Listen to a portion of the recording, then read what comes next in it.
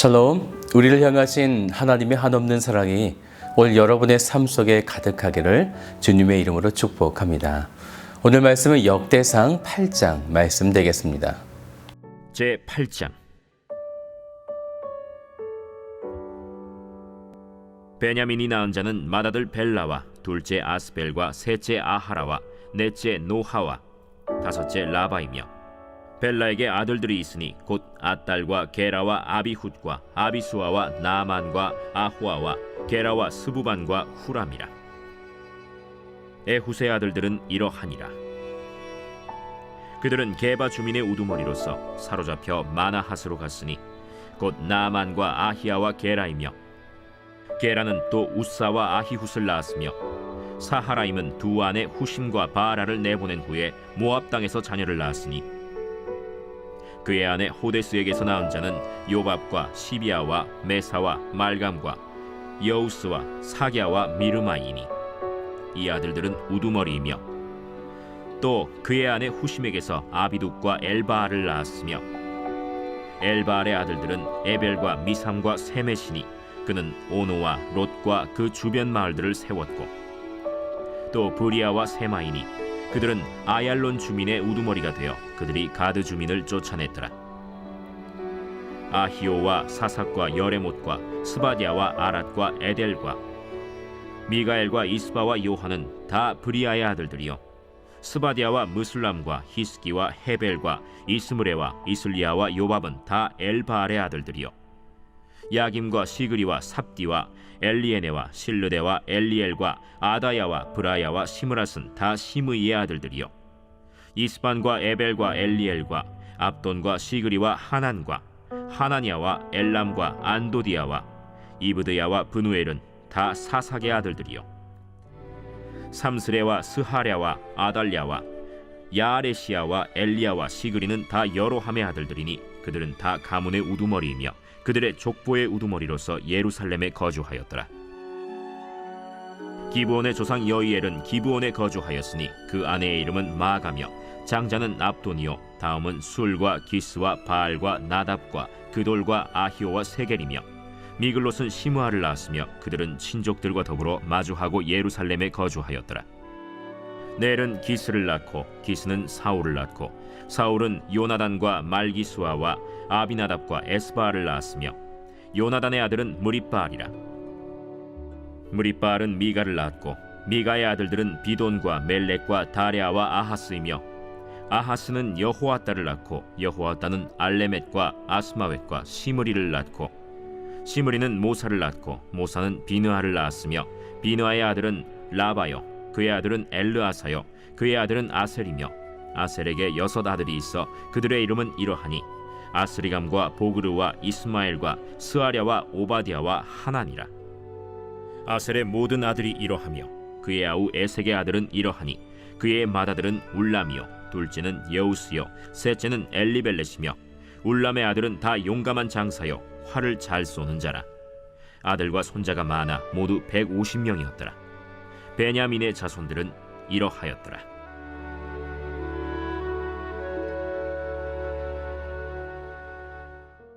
역대상 1장부터 9장까지 나오는 족보에는 유다 지파, 레위 지파, 베냐민 지파에 많은 중점을 두고 있는데요. 유다 지파는 예수님의 계보를 잇는 지파이기 때문에 그럴 수 있죠. 또 레위 지파는 제사를 담당하던 또 중요한 지파였기 때문에 그 중요성에 충분히 이해가 됩니다. 그런데 오늘 말씀에 왜 베냐민 지파에 대해서도 이 족보 기록 가운데 강조하고 있는가입니다.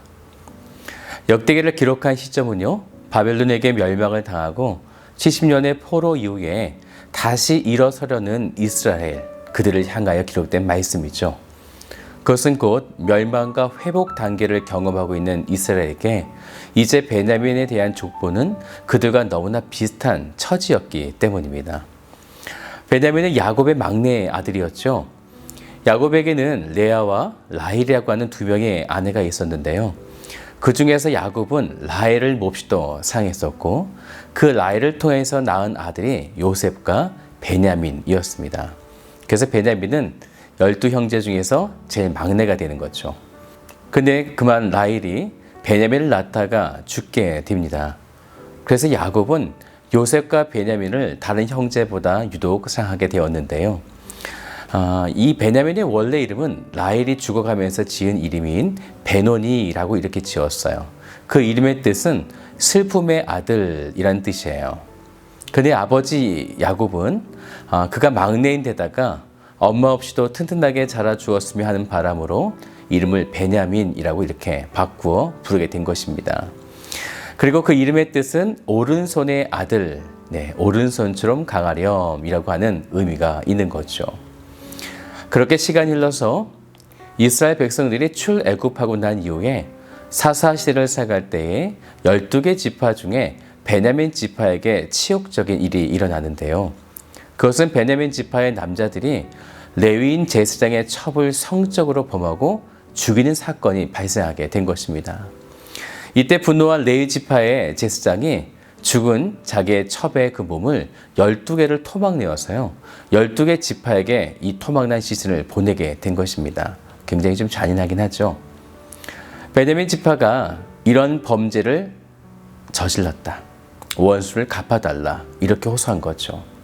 이 소식을 접한 모든 지파들이 베냐민 지파와 전쟁을 벌이게 되면서 베냐민 지파는 완전히 초토화되고 겨우 600명만 살아남을 정도로 멸망 직전까지 가게 된 것입니다. 역대기를 쓴 에스라는 70년의 포로 생활을 마치고 돌아온 이스라엘에게 베냐민 지파의 족보를 소개하면서 바로 이 부분을 보여주고자 했던 것이죠. 우리들의 조상들처럼 베냐민도 엄청난 잘못을 저질러서 지금 우리처럼 전쟁에 피하여 600명밖에 남지 않은 비극이 있었다라는 것입니다. 그러면 그 이후에 어떻게 되었는가? 오늘 본문 8장을 보면 베냐민 지파의 족보들을 소개하고 있는데요. 이 베냐민 지파의 족보는 7장 6절부터 계속 이어오고 있다는 거죠. 600명밖에 남지 않았지만 완전히 죽지 않았다. 멸망당하지 않고 지금까지 베냐민 지파가 살아남았다라는 거죠. 그것은 600명밖에 남지 않은 비참함 속에 하나님을 강력하게 붙잡은 한 명이 있었는데 그가 바로 사사 에훗이었다라는 거죠. 보면 6절에도 나옵니다. 에훗의 아들들은 이러하니라. 그런데 여기서 참 아이러니한 상황이 나오죠. 베냐민은 야곱이 강하고 튼튼하게 자라야 한다라는 의미로 오른손의 아들이라고 이름을 그렇게 지었는데 에훗은요 왼손잡이였어요. 사사기 3장 15절을 보니까요. 여호와께서 그들을 위하여 한 구원자를 세우셨으니 그는 곧 베냐민 사람 게라의 아들 왼손잡이 에훗이라 이렇게 기록했다는 거죠.